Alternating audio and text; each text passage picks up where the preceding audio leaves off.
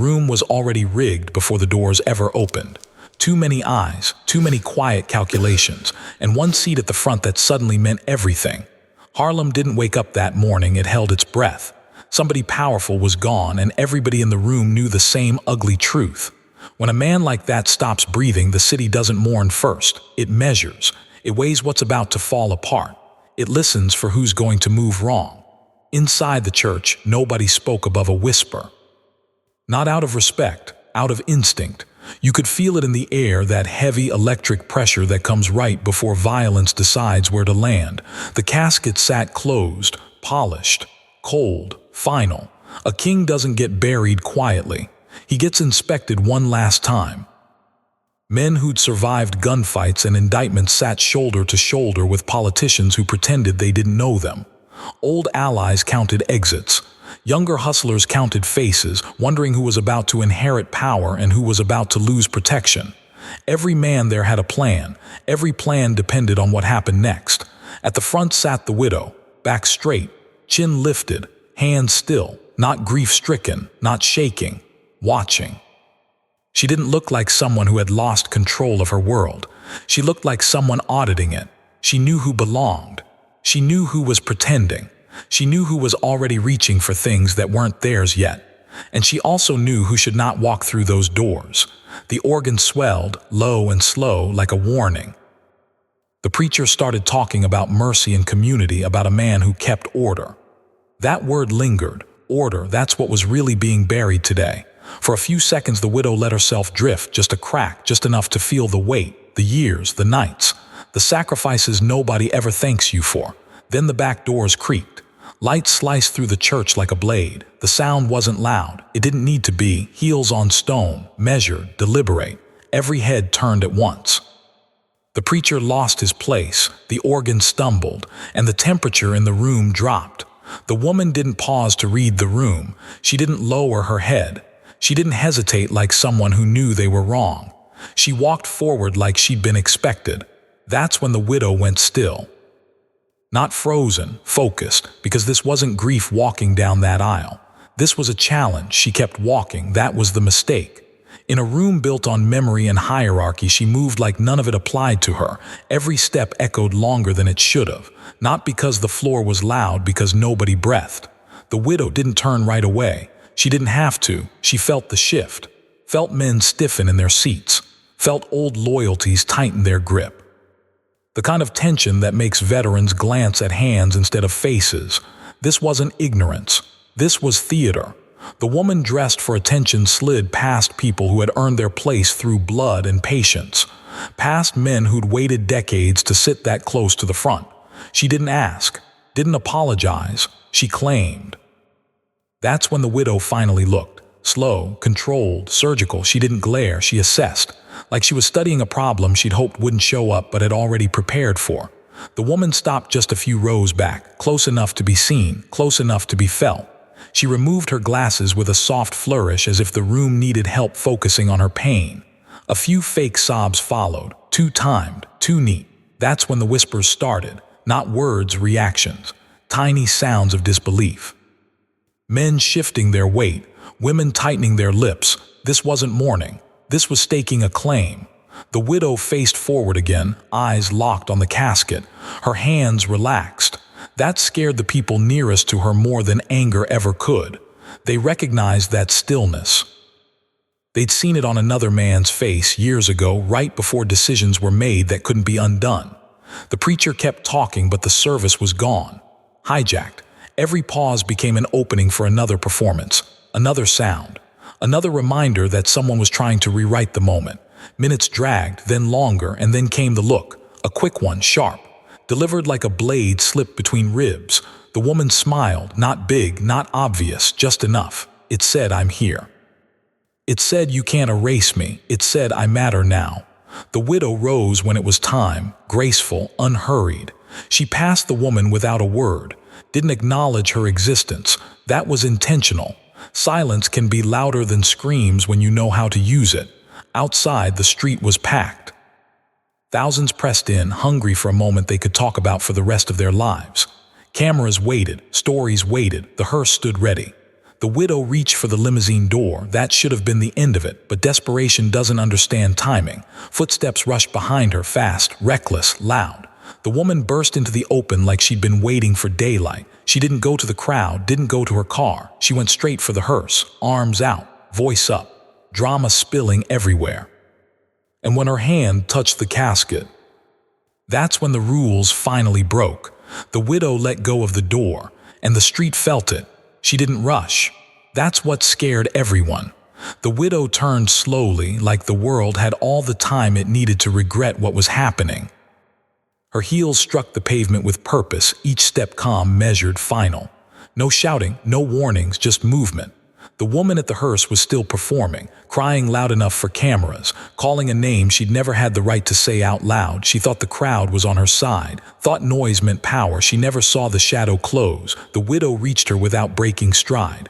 One hand came up, firm, cert. When she grabbed hold, the sound changed. The crying snapped into something real. Pain has a different pitch. Everyone knows it when they hear it. The street went silent, not a car horn, not a whisper, not even a breath. The widow leaned in close enough that only one person could hear her voice. Low, controlled, deadly calm. This ends here. What? The woman struggled, suddenly aware that she'd crossed into a part of the city where cameras don't save you and crowds don't help.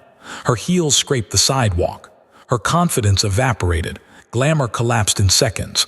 The widow didn't yank wildly. She guided, redirected, like removing trash without spilling it on yourself. A final pull. Something gave way. Gasps rolled through the crowd in a single wave as the illusion fell apart completely. What had entered the church as arrogance now knelt on concrete, exposed, stripped of the attention she'd come for. The widow released her. Not with anger, with dismissal. She adjusted her gloves, smoothed her dress, restored order. Then she spoke just loud enough. You don't ride with the family, and you don't touch what isn't yours. No threat. No drama, just truth. The crowd didn't laugh at first. They processed. Then understanding spread. Respect followed. Heads nodded. Someone clapped once. Then another. The woman scrambled up and ran, clutching whatever pride she could still carry, disappearing into Harlem like a bad decision people would talk about for years. The widow turned back to the hearse. Let's go, she said. The men obeyed immediately. As the doors closed and engines started, something shifted across the neighborhood. Quietly. Permanently. Because in that moment, everyone understood something they'd been wrong about. The king was gone, but the throne was not empty. And the people who were planning to move next just realized they might be moving into danger. The cars rolled slow. Not because of traffic, because nobody wanted to be the one who moved too fast after what they'd just seen. Black paint, tinted glass, engines humming like restrained animals. The procession cut through Harlem the way a verdict cuts through a courtroom. Quiet, final, unarguable. People watched from stoops and fire escapes. They didn't wave, they nodded. Word was already moving faster than the cars. Not the clean version, not the polite version. The real one. What happened on those church steps wasn't gossip. It was information. The kind that changes how men speak when they think they're alone. The kind that makes ambitious people recalculate. Inside the lead car, the widow sat back, hands folded, breathing steady. No shaking. No tears. That would come later, behind locked doors. Right now there was work to be done, even if nobody had said it out loud yet. Because death creates opportunity. And opportunity brings predators. Before they even reached the cemetery, calls were being placed. Quiet ones, side ones. Men checking in with men they didn't fully trust. Names being tested in sentences to see how they sounded without protection attached. Could we move on this? Who's holding the keys? Is she temporary or permanent? The widow felt it without hearing a word. She lived long enough beside power to recognize the vacuum it leaves behind. She knew how fast respect turns into curiosity, how curiosity turns into pressure. The burial was clean, orderly, no interruptions. Dirt fell, heads bowed, promises whispered to the ground, but nobody lingered. They left like gamblers leaving a table where the stakes had suddenly changed. That night Harlem stayed awake. Liquor flowed. Music played too loud. Stories grew teeth. Some said the widow had snapped. Others said she'd been waiting years. Both sides missed the point. It wasn't emotion. It was message control. And the message landed. By morning, men who planned to knock on her door with demands decided to wait. Men who thought intimidation might work chose softer words. A few decided to approach through intermediaries instead of showing their faces. Fear doesn't always look like fear. Sometimes it looks like patience. The widow sat alone later, in a quiet room filled with memories that suddenly belonged only to her. She stared at a chair that would never be filled again. "I handled it," she said softly, but even as the words settled, she knew something else. That moment on the sidewalk had closed one chapter and opened something far more dangerous, because respect buys time, and time gives enemies room to plan. Somewhere in the city, someone was already deciding how to test her next, and the real game hadn't even started yet. The test didn't come loud, it never does. It arrived wrapped in politeness, delivered by men who smiled too easily and spoke like they were doing her a favor. Old associates, distant partners, people who suddenly remembered they'd helped out years ago and thought today might be collection day. They came one at a time, not threats, suggestions.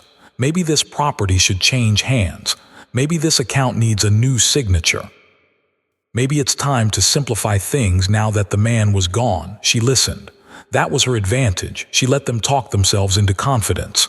Let them believe the church steps had been emotion, not policy. Let them think grief had softened her edges. Every visit ended the same way. A calm thank you, a promise to think on it, no commitment. And every man who left felt unsettled without knowing why, because she never said no. She let silence do the work.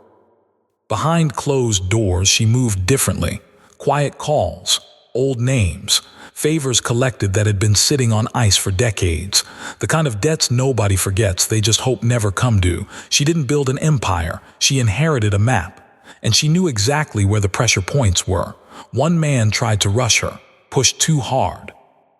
Spoke out of turn, mentioned muscle where paperwork should have been discussed. He didn't threaten her, he implied. He never came back. Nobody said what happened. Nobody had to. The message traveled the same way respect does, sideways, fast and permanent. Soon the visit slowed. The tone changed. Men asked instead of suggested, waited instead of demanded. They remembered manners they hadn't used in years, because somewhere between the funeral and now, they'd realized something too late. She wasn't reacting, she was positioning, and that's when the rumors started changing shape. Not about the fight, not about the spectacle, about what she knew, about who still answered her calls, about how many moves ahead she'd already placed her pieces. Harlem didn't crown her. Harlem adjusted.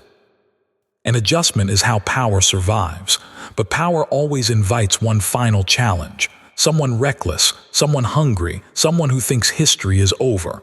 That man was already watching, already planning, already convinced he'd be the one to remind the city that widows bleed just like everyone else. He was wrong. He just didn't know it yet. He made the classic mistake. He thought silence meant weakness. He was young enough to believe hunger was strategy. Loud enough to think reputation traveled faster than consequences. He didn't come through the front door like the others. Didn't ask, didn't circle. He reached sideways. A number spot stopped paying. A courier got nervous. A name got mentioned where it didn't belong. Small moves, testing moves. The kind a man makes when he wants to see how far the fence really goes. She noticed immediately. Not because she was watching everything, but because the city reports imbalance the way a body reports pain. Something flinches, something hesitates, and if you're quiet enough, you hear it. She didn't confront him, she let the problem grow just enough to expose itself. A week passed, then two. The young man got bolder, started talking in rooms he hadn't earned access to. Let people hear him say things like old rules and new era. Words that sound brave right up until they cost you something. She finally sent for him, not a threat, an invitation, neutral location, daylight, coffee on the table, no soldiers in the room, just 2 chairs and a lot of history staring back from the walls. He came in confident, too confident. He talked first. Another mistake. She let him finish, let the room stretch, let the silence build weight until he felt it pressing on his chest. Then she spoke. Not about territory, not about money, not about loyalty. She talked about memory, names he didn't recognize, places he thought were legends, favors that never make the papers but decide who breathes easy in this city and who doesn't. With every sentence, his posture changed. Confidence thinned into calculation, calculation into concern. By the time she finished, he understood something critical. He hadn't been testing her. He'd been exposing himself. She stood first. That told him the meeting was over. As she passed him, she stopped just long enough to deliver the only warning he would ever get. "Harlem doesn't need reminders," she said softly. "It remembers just fine." She left him sitting there, alone, quiet, rewriting his plans in real time. By the next morning, the disruption stopped. Payments resumed. Names disappeared from conversations. The young man didn't vanish. He did something smarter. He fell back. Because now he knew the truth everyone eventually learns too late. Power doesn't always announce itself. Sometimes it waits. And when it moves, it doesn't miss. Time passed. That's the part nobody fears enough. Weeks turned into months. The city settled into a new rhythm, not louder, not softer, just sharper. Deals still happened. Corners still changed hands. But everything moved with a little more caution, like people walking across ice they weren't sure would hold. Her name wasn't spoken often. It didn't need to be. Men adjusted routes, changed meeting spots, thought twice before leaning too hard on anything that traced back to her. That's when you know authority has sunk in, when it reshapes behavior without raising its voice. She never chased visibility. Visibility attracts challengers. Instead, she became the quiet constant. The thing people factored in without announcing, like weather, like gravity. At home, the house stayed too quiet. Nights were the hardest. The chair stayed empty. The echoes lingered longer than they should have. She allowed herself those moments. Grief still deserves its time, but she never let it steer, because grief that drives gets people killed. Every now and then she'd hear a new version of the story, how it happened. What she said, what she did. Each retelling added drama, shaved truth, built myth. She didn't correct it. Myths are useful. Somewhere in those stories, fear took root. Somewhere else, respect deepened. And in a few minds, ambition died quietly before it could make noise. That's when she knew it was working. Late one evening, she stood by the window watching Harlem breathe. Neon signs flickered. Laughter drifted up from the street. Life continued, stubborn and beautiful. She thought about the man who used to see the board before anyone else. Thought about how he'd smile at the way things had settled. "Still standing," she said softly to the empty room. But power never lets you rest completely. Somewhere beyond the neighborhood, beyond familiar faces, forces were shifting. Outside interests. Old rivals who'd been patient for decades. People who didn't grow up with the code and didn't care to learn it. They saw opportunity where others saw warning. They were already talking, already moving, and they wouldn't come with respect. They'd come with pressure. And pressure changes everything. Pressure never announces itself. It leaks in through paperwork, through permits that suddenly stall, through inspections that show up uninvited and linger too long, through banks that stop returning calls they used to answer on the first ring. She recognized the pattern immediately. This wasn't local. This was outside money testing the edges. People who didn't understand the neighborhood, only the numbers. People who thought influence could replace history. They didn't knock. They squeezed. A property appraisal came back wrong. A license renewal got lost. A quiet partner started asking nervous questions he'd never asked before. None of it illegal, all of it deliberate. She responded the same way she always did, by slowing everything down. Pressure only works when you rush, when you panic, when you show them where it hurts. She did none of that. She let the squeeze reveal its shape, its source, its weak points. She made calls, not many. The right ones. Men who remembered favors that had never been repaid. Women who held positions nobody noticed until something went wrong. People who didn't advertise loyalty but practiced it. The inspection stopped being urgent. The paperwork resurfaced. The partners relaxed. The squeeze loosened. That should have been the lesson. But the people applying pressure mistook resistance for negotiation. They sent an emissary, polished shoes, careful smile, language full of mutual benefit and modernizing arrangements. He spoke like the future was already decided and she just hadn't been informed yet. She listened, again. When he finished, she thanked him for his time and said she'd consider the proposal. He left confident. That confidence didn't last. Within days, doors closed he didn't know existed. Deals stalled that weren't supposed to. People stopped returning his calls the way banks had stopped returning hers. He realized too late that he'd been mirrored, that the pressure he applied had been traced and returned. Not harder, smarter. The message reached the people behind him, not through confrontation, through cost. And cost is the only language outsiders respect. But as the pressure receded, something else became clear. This wasn't over. It was escalation.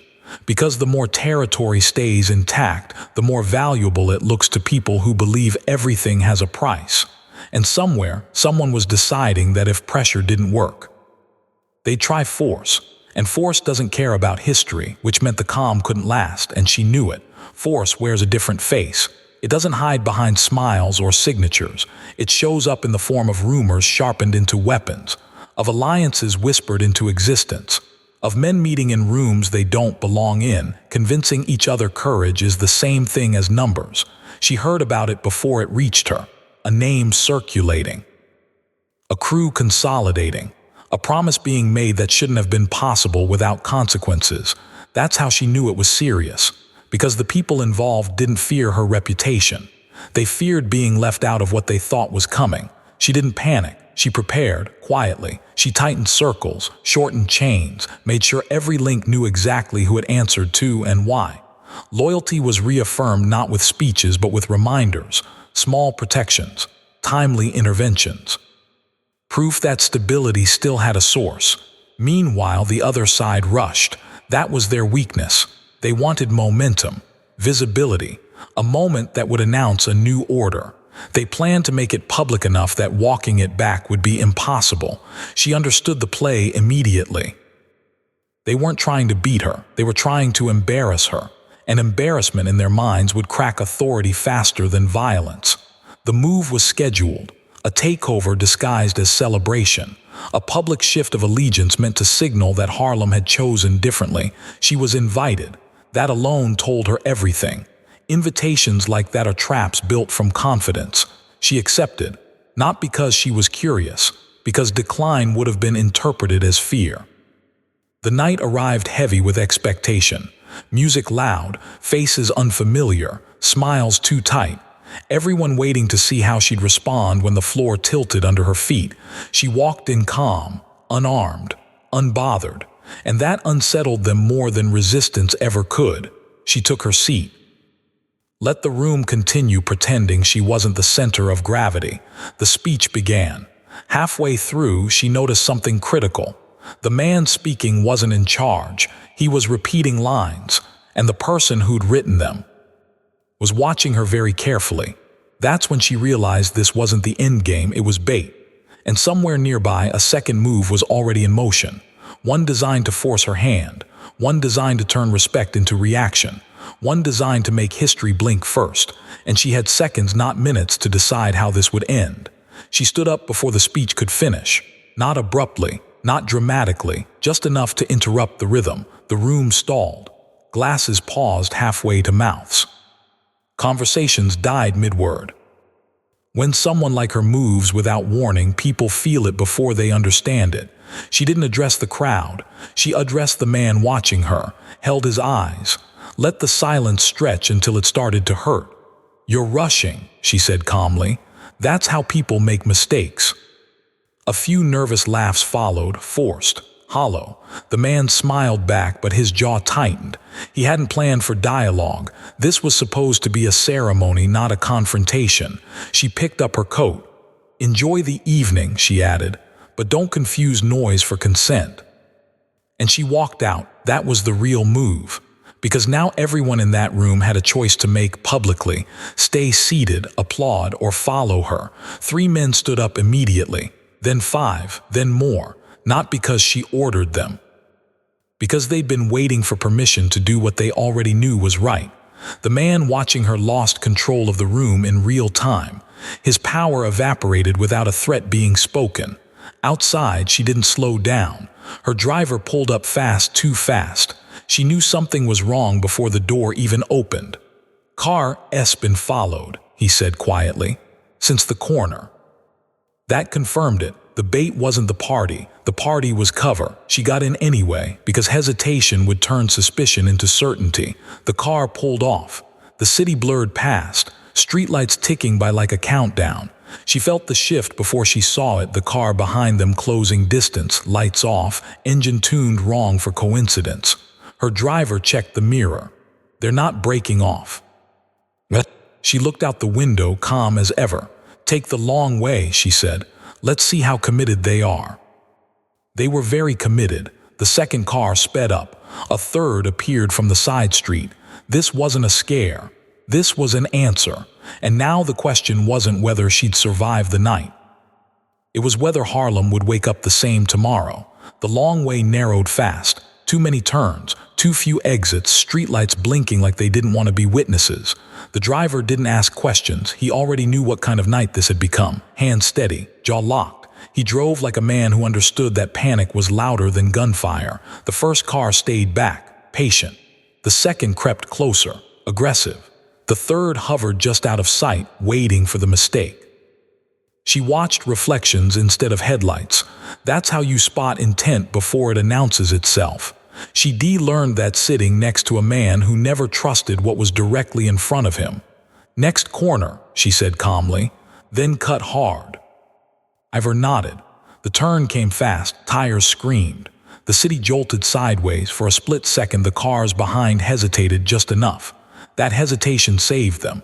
The second car clipped the curb, the third overcorrected. Metal kissed metal in a burst of sparks and bad decisions. But the first car, still clean, still steady, still coming, that's the one that mattered. She leaned forward slightly, lowered her voice. "They didn't come to scare us," she said. "They came to finish something." The driver swallowed. "Then we don't stop," he said. "No," she replied, "we don't." They broke into a stretch of road that opened just enough to breathe. Traffic thinned, speed climbed. The city blurred into streaks of amber and shadow. Then the sound, not loud, not dramatic, just wrong, a sharp crack, then another. The rear window spidered. The driver flinched but didn't slow. She didn't move at all. This was the line. Once crossed, there's no pretending things can go back. She reached down, opened the compartment between the seats, and took out something she'd hoped would never be necessary again. Not flashy, not new, reliable. "Next light," she said, "we disappear."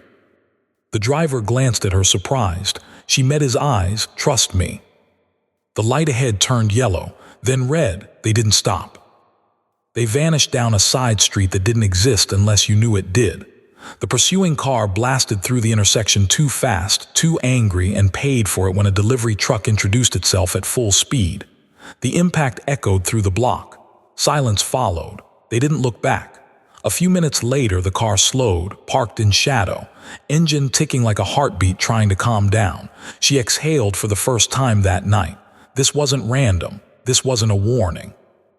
This was a declaration. Someone had decided the quiet way wasn't enough anymore, and by pulling that trigger, they just invited a response they weren't ready for. She stepped out of the car, straightened her coat, and looked up at the dark Harlem sky. "Now," she said softly, "we're done pretending." And somewhere in the city, the people who ordered that move were still celebrating, not knowing they just signed something they couldn't undo. By morning, the city felt different, not louder, sharper. News didn't print what happened. It never does when the story is too close to the truth. But the streets knew. They always know first. Cars that shouldn't have crashed. Men who didn't make it home on time. A silence hanging over certain corners like a warning sign nobody posted. She didn't sleep. She sat at the table with a cup of coffee she never touched, making calls that didn't sound urgent but were. Names were confirmed. Timelines aligned. What looked like chaos the night before settled into a clean picture by dawn. It had been authorized, not by the loud ones, by the careful ones. That hurt more, because it meant someone smart had decided she was expendable. She didn't call for retaliation. She called for subtraction. One contract quietly dissolved. One protection quietly withdrawn. One middleman suddenly found himself alone in rooms where he'd always felt safe. By noon, the man who'd written the speech from the night before stopped answering his phone. By evening, the crew that had been consolidating started fracturing, each side convinced the other had talked first. She didn't push, she watched. Pressure applied correctly creates panic that does the work for you. Late that night, she finally went home, sat in the chair that still carried his shape. The house was silent in that way that lets memories talk too loud. They rushed, she said to no one. Just like you always said they would. She closed her eyes. For the first time since the funeral, she let herself feel it, the weight, the absence, the cost of standing where she stood. It didn't weaken her, it clarified her, because now she understood something final. This wasn't about holding on. This was about deciding what survived, and survival requires example. Somewhere across the city, a man who thought he'd planned everything was realizing too late that his protection had evaporated overnight. That favors had limits. That history doesn't forgive shortcuts. He would reach out soon, not to negotiate, to beg, and when he did, she'd have to decide whether mercy still had a place in Harlem, or whether the city needed one last lesson before it learned to stay in line. He reached out at dusk, not directly, not boldly, through someone who owed someone else who owed her. That told her everything she needed to know before the message even arrived. Men don't use intermediaries when they're winning. They use them when they're running out of ground. He wants to talk, the voice said carefully. Says it went too far, says there were misunderstandings. She didn't answer right away. She watched Harlem outside her window ease into night. Neon warming up, corners filling. Life adjusting, unaware how close it had come to chaos. Where? She finally asked. A location was given, neutral supposedly. Daylight would have been safer, but fear makes men impatient. He needed relief now, she agreed. No entourage, no show, just her arriving on time. He was already there when she walked in. That was another mistake. Waiting too long lets desperation leak out. She saw it in his posture, in the way his hands kept finding each other like they needed reassurance. He stood when she entered. She didn't sit right away. "Before you talk," she said calmly, "understand something. This isn't a conversation about forgiveness." He nodded too fast. "I know," he said. "I just want to explain." "That's worse," she replied. She took her seat then, gave him that much. He spoke quickly, about miscommunication, about people acting without full approval, about how things had gotten ahead of him. He said her name more than necessary, trying to humanize what he'd already tried to erase. She listened. When he finished, she waited. Silence again, heavy. "Familiar, you authorized it," she said, not accusing, confirming. His mouth opened, closed, he didn't deny it. "I didn't think." She raised one finger, he stopped. "This city doesn't care what you thought," she said softly. "It only cares what you did." He leaned forward now, voice dropping. "I can fix this," he said. "Money, access. I'll make sure nobody ever tries you again." That's when she knew exactly how this would end. Because men who offer protection after failing to kill you don't understand what power is. She stood. "I'm going to leave now," she said. "What happens next depends on whether you remember tonight as a warning or a gift." He swallowed. "Is that all?" he asked. She paused at the door just long enough. "No," she said, "that's all for you." What? She walked out, leaving him alone with the truth settling in slow and terrible, because he still didn't know which choice she'd made, and neither did Harlem. Yet. Part 14. The city waited, not openly, quietly. That's how you know something serious is coming, when even the loud mouths lower their voices. Bars closed a little earlier, corners thinned out. People felt it in their bones without knowing why. He didn't sleep. He called everyone who still answered, promised more than he could deliver, asked questions he should have asked weeks ago, tried to measure how far her reach really went. The answers came back thin. Phones rang longer. Meetings got postponed. Protection became conditional. By morning, he understood. She hadn't needed to touch him. She'd already removed the floor. That afternoon, one of his lieutenants disappeared from the board. Not dead. Worse, flipped sides quietly, took knowledge with him. Knowledge is leverage, and leverage travels fast when it's finally free. Another partner backed out of a deal that mattered, cited timing. Timing is code for fear. He tried one last move. He sent word that he was leaving town, cooling things off, giving space. A retreat dressed up as strategy. She received the message while having tea. She didn't react. Leaving only works when someone lets you. That evening, a separate call went out. Short, specific, final, no violence, no spectacle, just closure. By nightfall, the man who thought he could bend Harlem without learning it was no longer a factor, not erased, neutralized. Reduced to a lesson people would reference without using his name. And that mattered more than blood, because examples echo longer. The streets adjusted again, faster this time, like a body learning which wounds to avoid reopening. That night she walked through her house alone, stopped at the photograph on the mantel, the one where he looked young, sharp, already seeing 10 moves ahead. "You were right," she said quietly. "They never learn until it costs them." She turned off the light. Harlem slept, not because it was safe, because it was ordered, and everyone understood who had restored it. The story would end there for most people, but power never truly ends. It just waits. And somewhere, years from now, someone would test the silence again, not knowing the cost had already been written into the city itself. Years later, people would argue about when it really happened. Some would say it was the funeral. Others would say it was the night of the chase. A few would swear it was the meeting that never made the papers. They'd all be wrong. Power doesn't announce the moment it settles. It waits until resistance stops trying. Harlem kept moving. New faces, new money. New music spilling out of open doors, but beneath it all the current stayed the same. Decisions still traced back to one place, one mind, one quiet authority that never needed to raise its voice again. She never chased legacy. That's another mistake people make. Legacy chases you. When she did speak, it was brief. When she did act, it was decisive. And when she withdrew, it wasn't retreat, it was trust in what she'd already built. People stopped asking if she was temporary.